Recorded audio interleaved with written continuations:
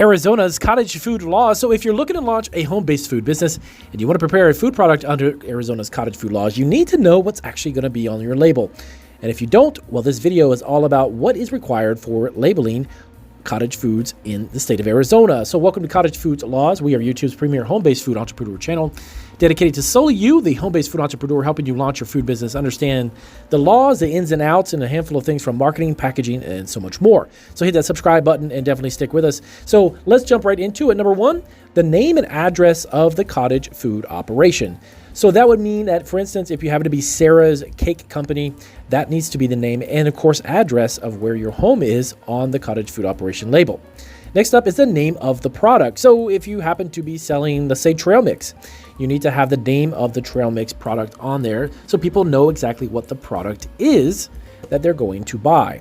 The third thing is ingredients listed in descending order of weight. So for instance, if you happen to be making, let's say, trail mix, for instance, what is the most used ingredient in your trail mix down to the least used? And that is how you will list them from descending order. Next up, of course, like most every other cottage food state, you need to have a statement that says this product was produced in a home kitchen that may process common food allergens and is not subject to public health inspections.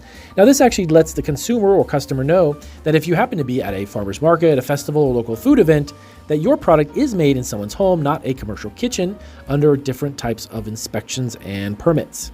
Next up, the net quantity of contents. So let's go back again to the example of the trail mix. So if you happen to be selling 1 pound of trail mix, it needs to have net weight of 16 ounces.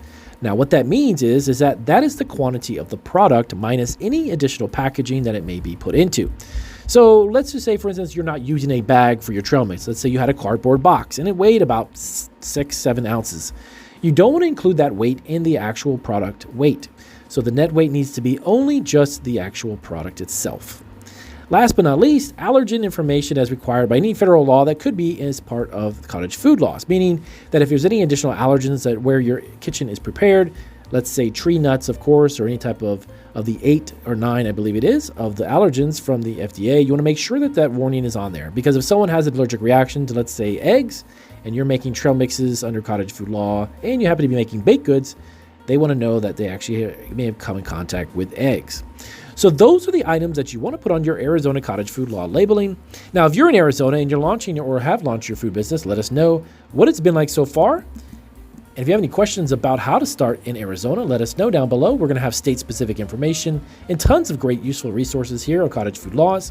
Definitely hit the subscribe button, and I'll see you on our next video.